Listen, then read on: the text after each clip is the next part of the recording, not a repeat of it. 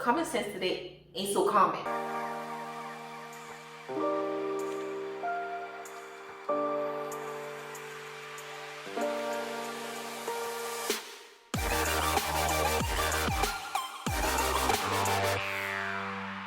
Hello everybody and welcome back to my channel, and if this is your first time here, hello, welcome. This is Essential Patience and I am Patience.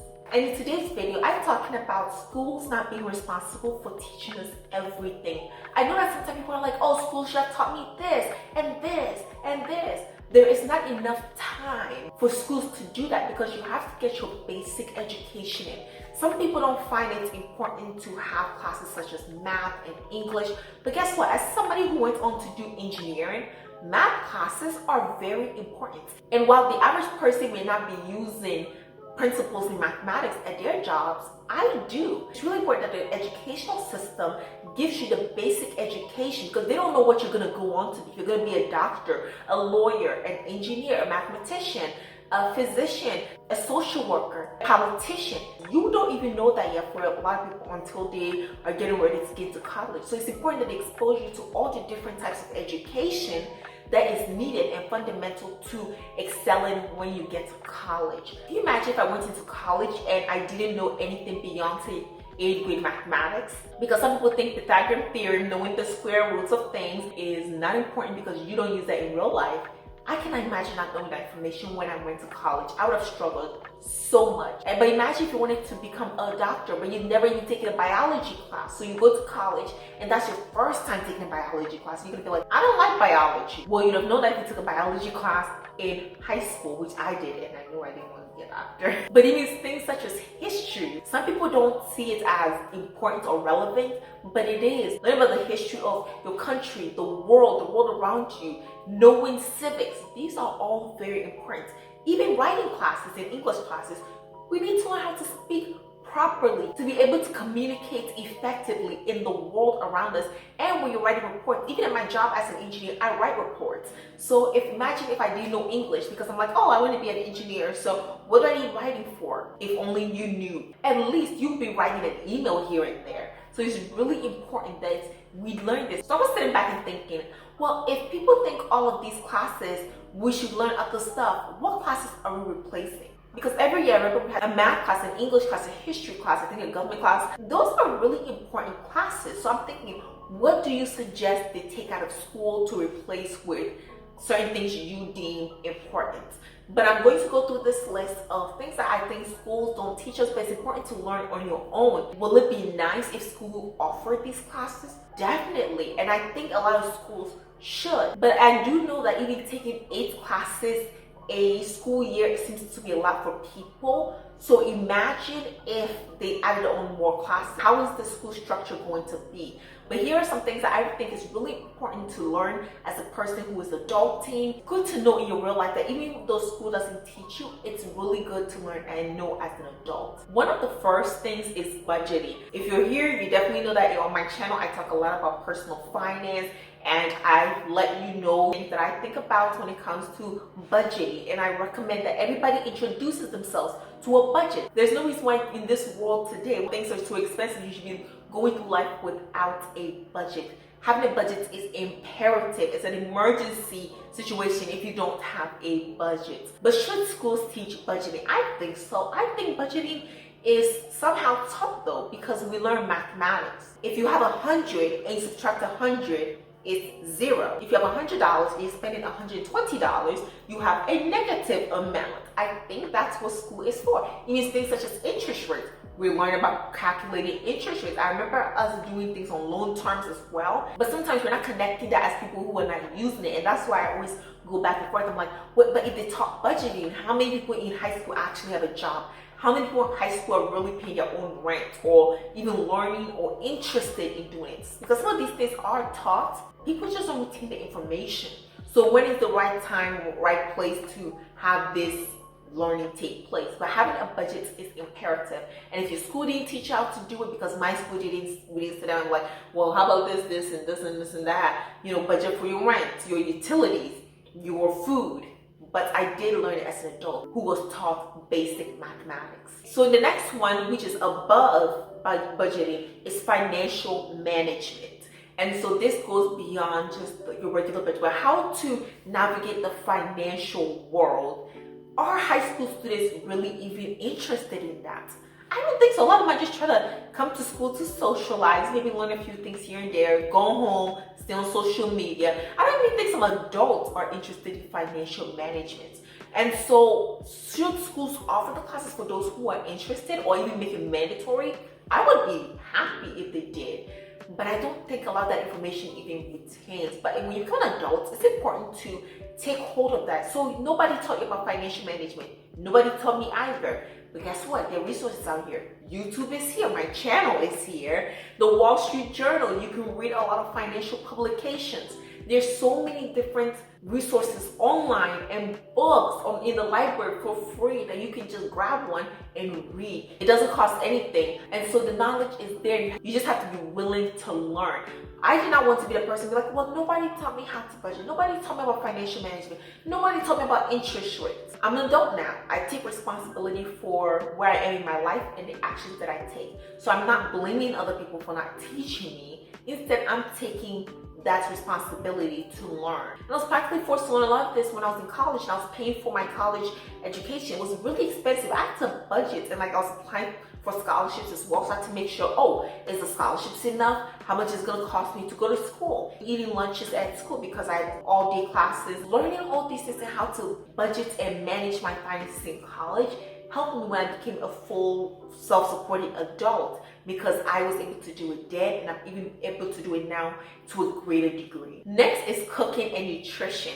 And I do remember that there were some home economic classes, but unfortunately for the semester or the quarter that I was supposed to take that class, the teacher was left or was maybe on maternity leave. Something happened, so we weren't able to have the class, which was a bummer. So instead we had a substitute and we had to just like write about stuff. But guess what? There is YouTube, there are recipe books. There is so much information online that you can learn about nutrition and what is good for you. And I know sometimes they can be contradicting, but the more you expose yourself to knowledge, the more you are able to find and discern what is proper and what is just a bunch of crap that people are writing just because. So making sure that you expose yourself, you know, if you want to learn how to cook something, just type in recipe for this and there's a whole world. There are like 20-30 people who have cooked that meal. And this is for people of multiple cultures, because I love Ghanaian food. I'm Ghanaian, and so I like to learn how to cook it. I've forgotten even how to do it, so I try to learn how to cook it, and I go online on YouTube and there's so many people cooking it.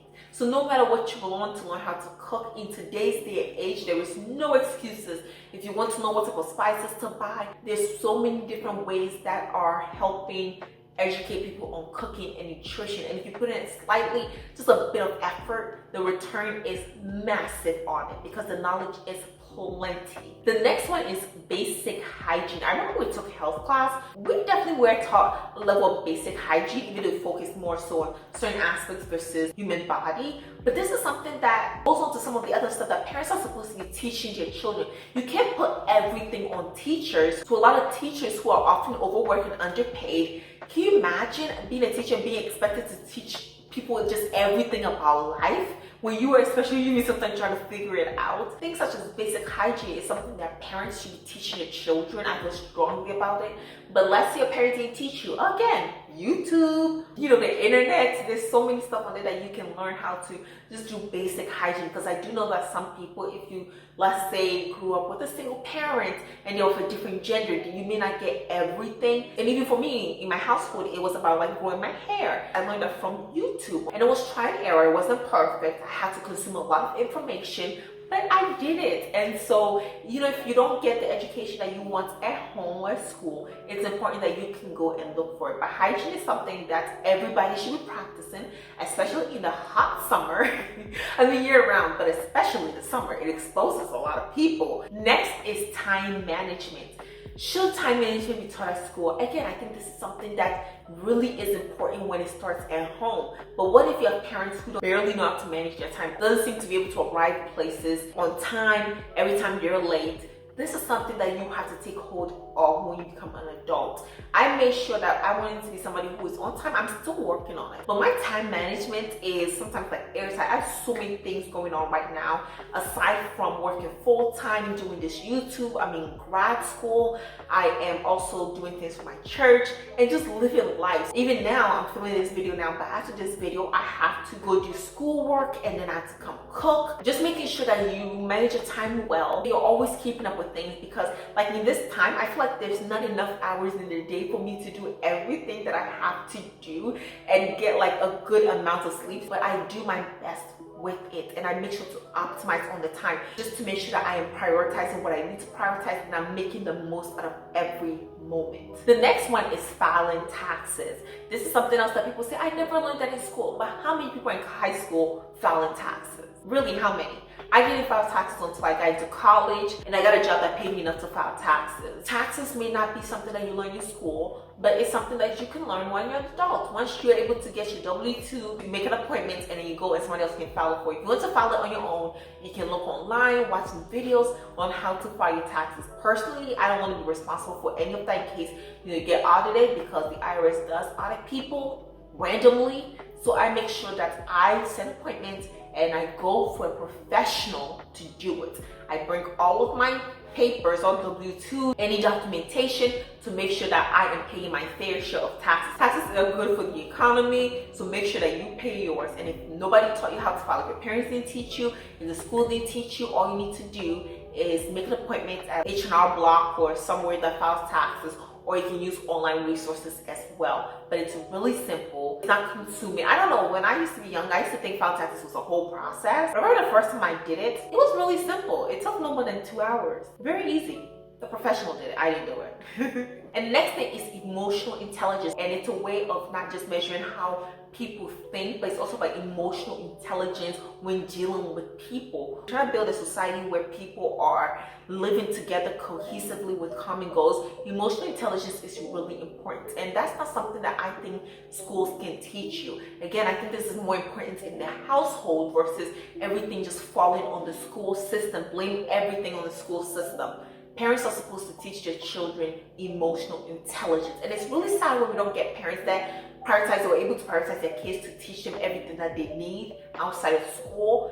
But as you become an adult, this is something that's really important, that you can work on yourself. You can go to therapy, talk through traumas and things that you're going through, and learn how to start cultivating emotional intelligence, because it's really important to have that as a human being trying to live among other human beings. Next is home maintenance, so how to clean, beyond the cooking, how to fix things. Luckily, I live in an apartment, so if something happens, I just home maintenance.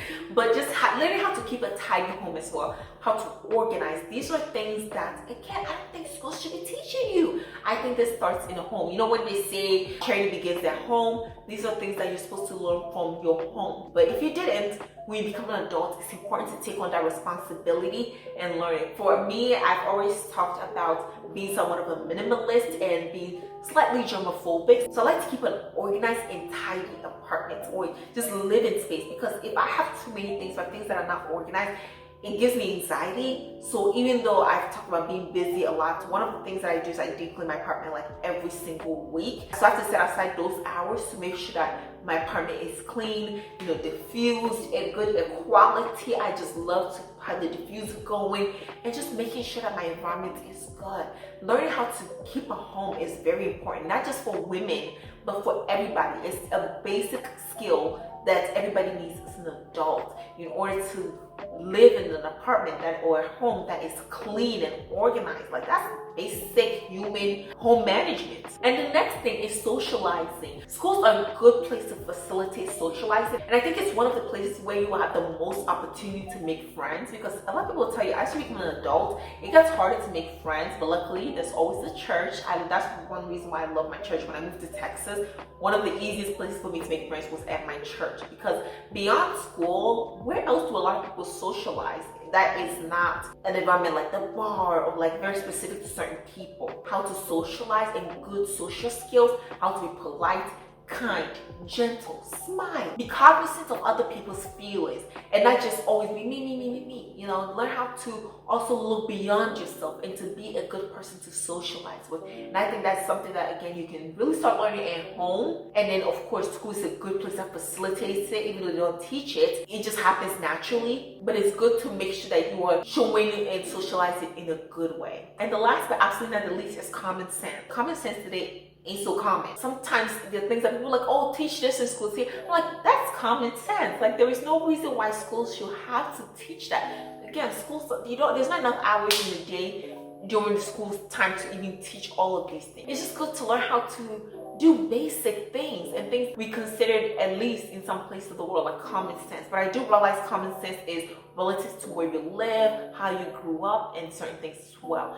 But for me, something like common sense is like if you eat, you wash the dishes, you clean around, things like not wasting food, how to shop right for yourself, how to make sure that you go and you optimize your money. Certain things are just common sense, in my opinion, that schools don't need to teach. And the reason I made it the last one is because I want you to know in the comment section, what have you heard of people saying that schools should teach that you think these are just common sense things that why would we teach this in school? And do you think that we're putting way too much pressure on the school system and on teachers to teach our students everything? Where do we draw the line between this is what parents should be teaching their kids and this is what schools should be teaching students? Let me know in the comments section. But with that, I'm bringing this video to an end. Like, comment, and subscribe. And leave all your thoughts in the comment section.